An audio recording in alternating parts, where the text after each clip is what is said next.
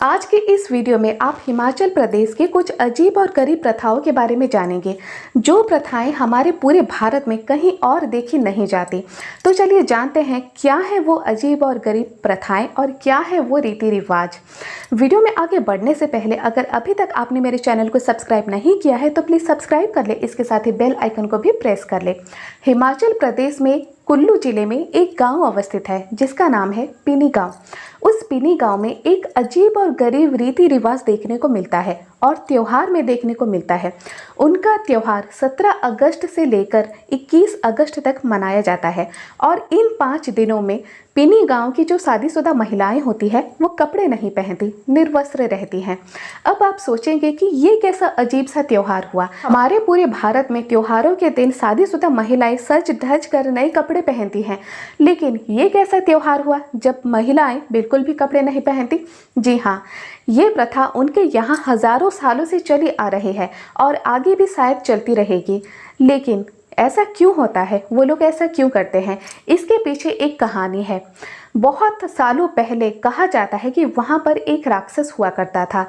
जो राक्षस आता था उस गांव में और जो शादीशुदा महिलाएं अच्छे कपड़े पहनती होती तो उन्हें उठाकर ले जाता था। तो ऐसा जब चलता रहा, उस गांव के लोग वहाँ के देवता के पास गए, देवता को पूजा पाठ किया, फिर देवता ने उस राक्षस को मार दिया। बस इसी वजह से वहाँ की जो शादीशुदा महिलाएं होती है इस त्योहार के 5 दिन कपड़े नहीं पहनती। सावन के महीने में मनाए जाने वाले इस त्योहार को अगर किसी महिला ने मनाने से मना कर दिया तो ऐसा भी माना जाता है कि उसके जीवन में बहुत ज़्यादा अशुभता आती है, बहुत ज़्यादा बुरा होता है उसके साथ। और इन 5 दिनों में जब महिलाएं पूरी तरह निर्वस्त्र रहती है तो उनके पति भी उन्हें इस हालत में नहीं देख सकते। और ऐसा भी कहा जाता है कि ये त्योहार सिर्फ महिलाओं के लिए नहीं बल्कि पुरुषों के लिए भी अलग सा नियम लेकर आते हैं।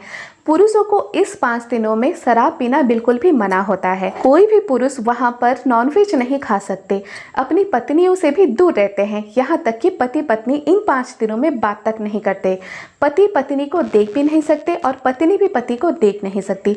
तो ये सारे नियम वहाँ पर इस त्योहार के दौरान लागू होते हैं। इन समय के साथ इन नियमों में कुछ बदलाव किए गए हैं, क्योंकि पहले के ज़माने में जो शादीशुदा महिलाएं होती थी उस पिनी गाँव में, वो इन त्योहारों के 5 दिन पूरी तरह निर्वस्त्र रहती थी, कोई भी कपड़े नहीं पहनती थी। लेकिन अब के समय में वो एक कपड़ा पहनती है जो कि बहुत पतला होता है और उस कपड़े का नाम होता है पट्टू।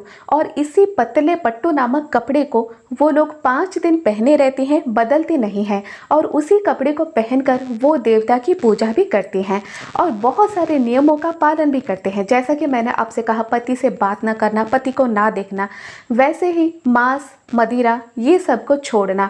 तो उस गांव में ऐसे ही कुछ रीति रिवाज है जो कि आज तक पालन किए जाते हैं। और ऐसा भी कहा जाता है कि कोई महिला या पुरुष अगर कुछ भी गलती करते हैं उन त्योहारों के दिन तो वहाँ के देवता नाराज हो जाते हैं। और ऐसा ही एक अजीब और गरीब रीति रिवाज है उसी हिमाचल प्रदेश के किन्नौर जिले में, जो कि बहुत ही अलग है पूरे भारत में, क्योंकि वहाँ पर द्रौपदी प्रथा देखी जाती है। उस जिले में शादी को लेकर कुछ अलग ही प्रथाएं हैं।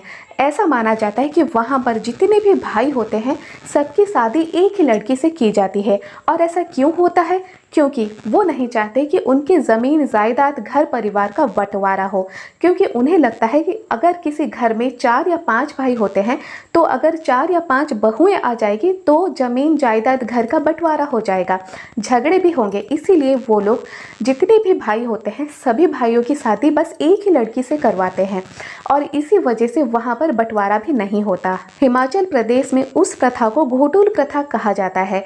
ऐसा भी माना जाता है कि महाभारत युग में जब पांडव द्रौपदी के साथ वहाँ पर गए थे तब एक गुफा में वो लोग ठहरे थे। बस उन्हें देखकर वहाँ पर ये प्रथाएं शुरू हो गई और लोगों को लगा कि ऐसे करके वो लोग अपने बंटवारे को रोक सकते हैं। जब घर में एक पति की मृत्यु हो जाती है तब उसकी पत्नी को शोक मनाने नहीं दिया जाता। पत्नी के कमरे में उसका कोई पति होता है तो वो अपनी टोपी को बाहर रख देता है। जब दूसरा कोई पति वहाँ पर आता है और टोपी को देखता है तब वो लौटकर चला जाता है। इसका मतलब है कि पति पत्नी आपस में एकांत चाहते हैं और तभी वो अंदर घुसते हैं दूसरे पति, जब टोपी लगी नहीं होती। जब शादी भी होती है तब सभी भाई दूल्हे के बेस में जाते हैं और शादी करके दुल्हन को अपने घर लाते हैं। हिमाचल प्रदेश में शादी को लेकर एक और प्रथा भी है जो कि बहुत ज्यादा अलग है।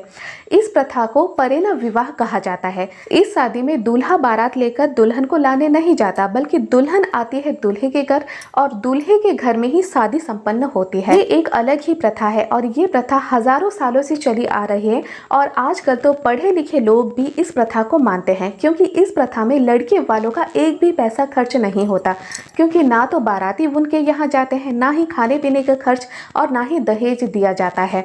और ऐसा भी माना जाता है कि दूल्हा दुल्हन के घर वालों को दहेज देकर दुल्हन को लाता है। दुल्हन को छोड़ने के लिए उसके माँ बाप भी साथ नहीं आते और उसकी शादी में उसके माँ बाप भी शामिल नहीं होते। दुल्हन आती है और दुल्हन को लेने के लिए लड़के वाले ही गाड़ी लेकर जाते हैं।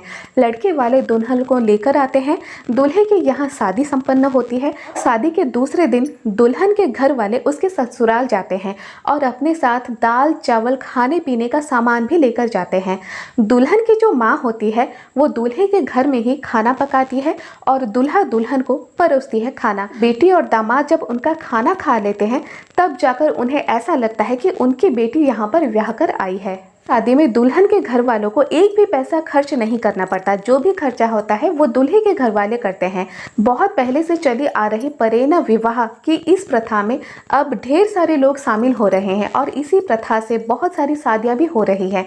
यहाँ तक कि पढ़े लिखे और बहुत अमीर लोग भी ऐसी शादियों को मानते हैं और दुल्हन को अपने घर लाते हैं और दूल्हे से उसकी शादी कराते हैं। तो दोस्तों, ये थे कुछ अजीब और गरीब रीति रिवाज जो कि हिमाचल प्रदेश में आज भी चले आ रहे हैं। लेकिन हमारे भारत में बहुत से ऐसे गांव हैं, बहुत से ऐसे स्थान हैं जहां पर ऐसे ही अजीब और गरीब रीति रिवाज होते हैं और आज भी होते हैं और पता नहीं कितने सालों तक ऐसे ही चलते रहेंगे। अगर आज का वीडियो आपको ज़रा भी पसंद आए, एक लाइक ज़रूर कर दें, शेयर करें अपने दोस्तों के साथ।